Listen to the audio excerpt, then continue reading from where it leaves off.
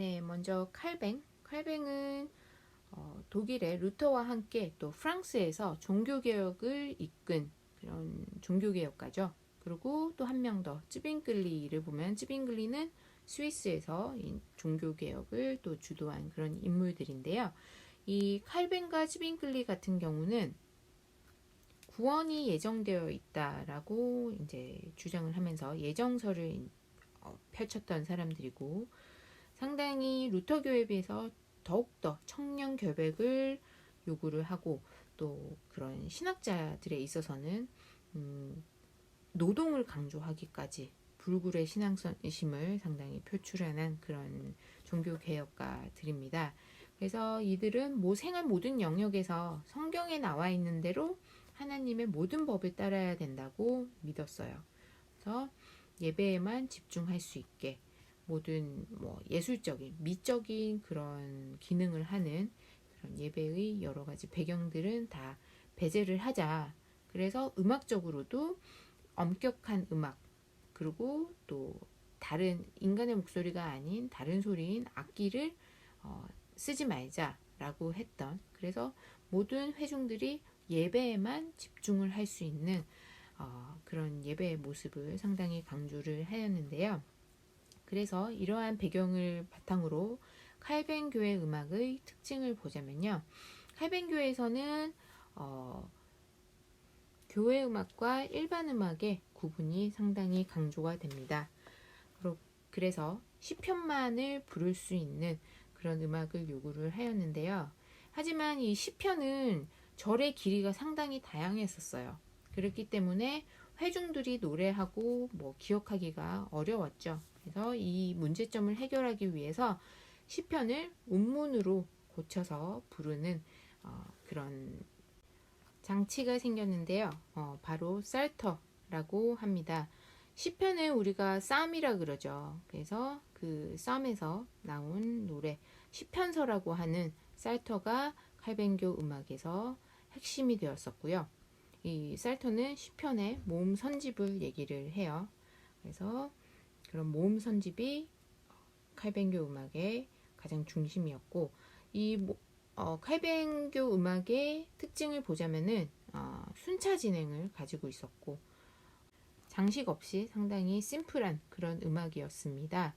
그리고 가사와 음의 구조는 실러빅하게 진행이 되었으면서 또 악기는 전혀 사용을 안 했었어요. 제가 아까 얘기했듯이 칼뱅교에서는 상당히 엄격한 음악, 악기를 배제하는 그런 음악적인 특징을 얘기를 했었죠.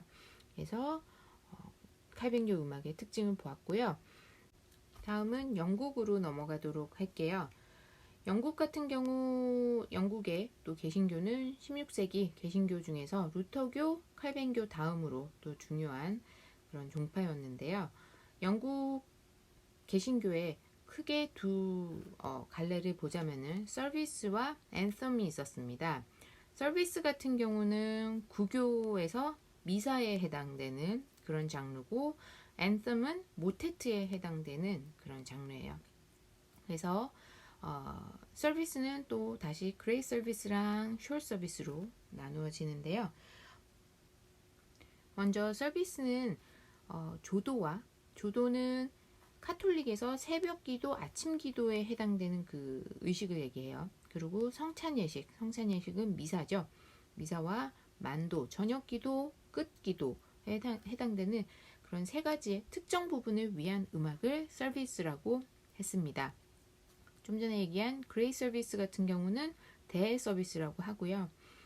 상당히 대위적인 그런 특징을 보이면서 멜리스마틱한 선율을 사용을 하는 특징을 보여요. 그리고 소 서비스, 숄 서비스는 단음절적이고 화음적인 양식을, 좀 수직적인 느낌이 보이죠, 그죠?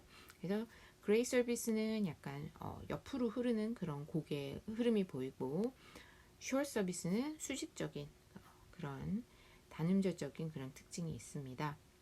그렇고 앤썸은 제가 모테트에 해당된다고 얘기했었죠. 그래서 영어로 된 다성 작품을 얘기를 해요. 그래서 조도와 만도 끝에 성가대에 의해서 노래되는 부분을 anthem이라고 얘기를 해요. 그래서 full anthem이랑 verse anthem이 있는데요. full anthem은 완전 앤썸.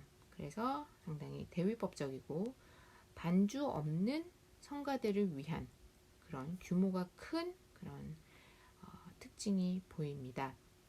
그렇고 verse anthem은 운문 앤썸이라고 하고 오르간이나 비올의 반주가 있고요.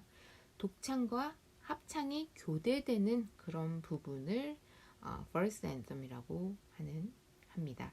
그래서 여러분 영국에서는 요 서비스와 앤썸이 있고 그레이 서비스와 short 서비스, full anthem이랑 verse anthem이 있다는 거 여러분 조금 그 차이점을 구분을 해주시면 좋을 것 같아요.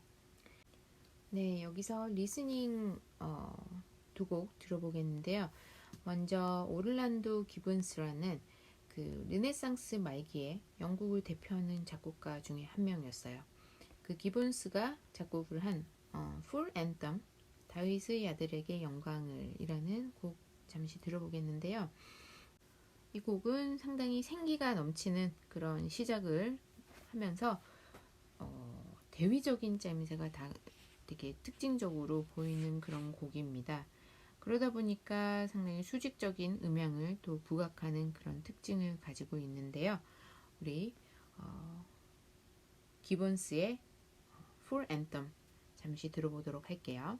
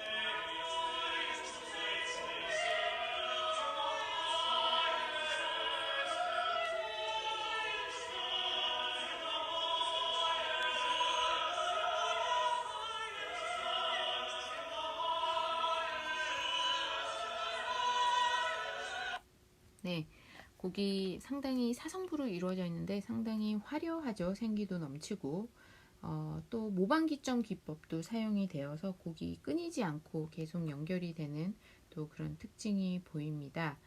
우리 두 번째로 윌리엄 버드라는 작곡가의 운문 앤텀, 버스 앤텀을 잠깐 들어보실 건데요. 이 곡은 일단 특징적으로 앞에서 우리가 기본스의 그런 앤썸이랑 비교를 해서 봤을 때 반주가 있어요. 그렇고 운문 앤썸은 제가 독창이랑 합창이 교대한다고 그랬었죠. 그래서 독창 성부가 이제 모방대위적으로 나오는 그런 부분이 있다가 또 합창이 나오는 그런 특징이 보입니다. 한번 들어보도록 할게요.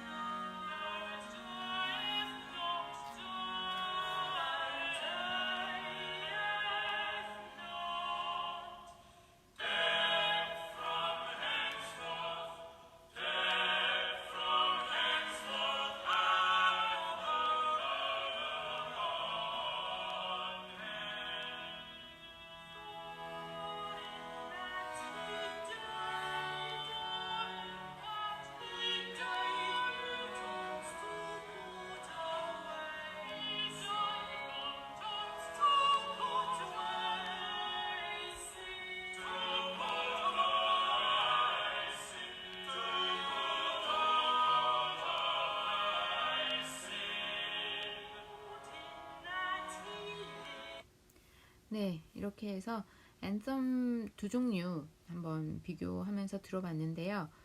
두 번째 그 운문 앤썸 같은 경우는 그 뭐 기악의 반주도 있었고, 그리고 상당히 멜로디적으로도 앞에서 우리가 들었던 완전 앤썸에 비해서 어, 되게 옆으로 흐르죠. 그래서 되게 뭐라 그래야 되지? 멜로디적으로 조금 더 유한 그런 느낌이 보이고요. 그런 느낌이 들리고, 그러고 앞에서 들었던 기본스의 완전 앤썸 같은 경우는 상당히 수직적인, 그러면서 좀 더 활기차고 생기가 넘치는 그런 느낌이 듭니다. 그래서 여기까지 영국의 또 신교 음악 들어보면서 우리 개신교 음악에 대해서 알아봤고요. 다음으로 카톨릭교 음악, 르네상스 후기의 또 카톨릭교 음악이 어떤 식으로 또 변화를 했는지 그 영상을 살펴보도록 하겠습니다.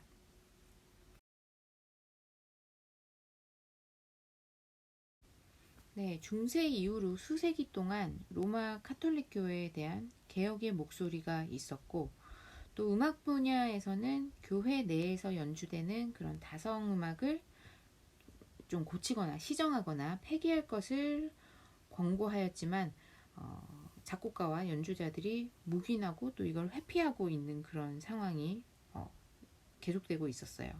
그러다가 16세기에 들어서 이 종교개혁과 또 외부로부터의 침략으로 인해서 카톨릭 교회는 위기를 맞았고, 그리고 더 이상은 버틸 수가 없이 대응 조치가 절실한 그런 실정이 있었습니다.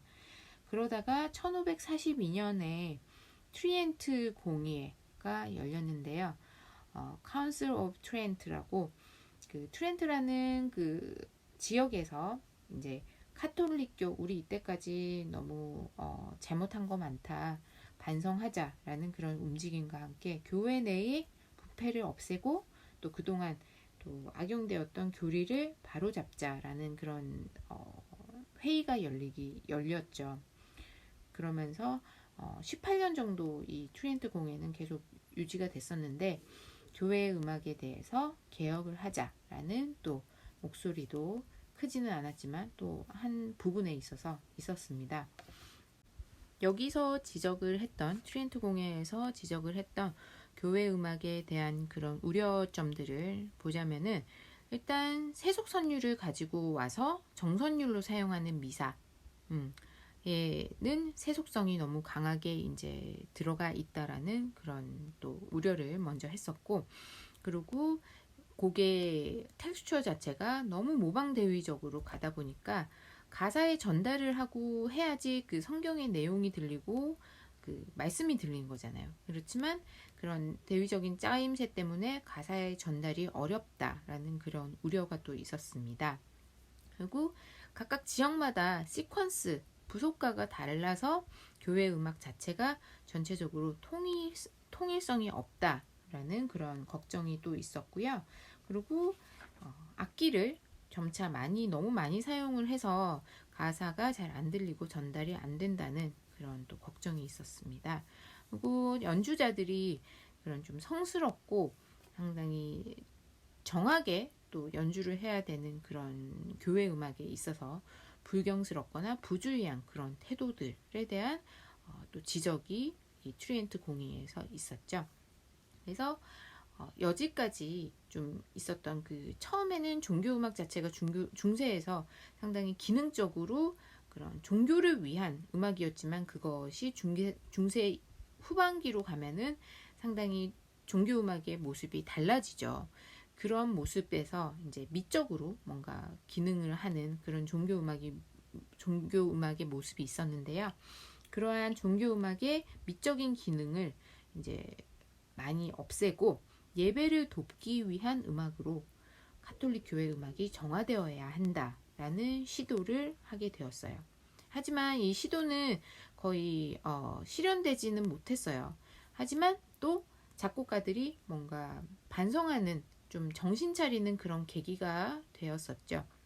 그래서 이 당시 이제 후기 르네상스 구교의 음악에 있어서는 작곡가들이 특징을 어떤 음악적인 특징을 보였는데요. 순차 진행. 그동안 너무 멜로디에 있어서 음역이 더 넓어지고 또 성부가 많아지고 하다 보니까 뭔가 기교적인 그런 부르는 사람의 기교면이나 아니면 작곡하는 사람의 기교적인 그런 기법을 표현하기에 급급했는데 다시 순차 진행을 하는 멜로디를 많이 사용을 했고 그러다 보니까 완만한 선율이 나오겠죠. 리듬 자체는 복잡했던 리듬도 심플하게 많이 만들었고 형식적으로 눈에 띄는 규칙적인 그런 규칙성이 보이는 그런 특징이 보였어요. 그리고 기존에 있던 모방 기법을 사용하기는 했지만 단어가 잘 전달되게 배려를 하는 그런 모습이 보였어요. 그리고 반음계 사용은 되도록이면 안 하는 그런 후기 르네상스 구교의 음악이 이런 특징을 보입니다. 그래서 여지껏 가지고 있었던 음악의 미적인 면보다는 좀 더 미사를 보좌하는 그런 기능적인 음악에 포커스를 더 맞췄고요. 그런 음악을 하는 작곡가로서 팔레스트리나 그리고 라수스, 빅토리아 등의 작곡가들을 생각을 할 수가 있어요. 그래서 다음 슬라이드에서 르네상스 시대에 없어서는 안 되는 인물인 우리 팔레스트리나에 대해서 알아보고요. 그가 또 어떤 음악적인 특징을 가지고 있었는지 보도록 하겠습니다.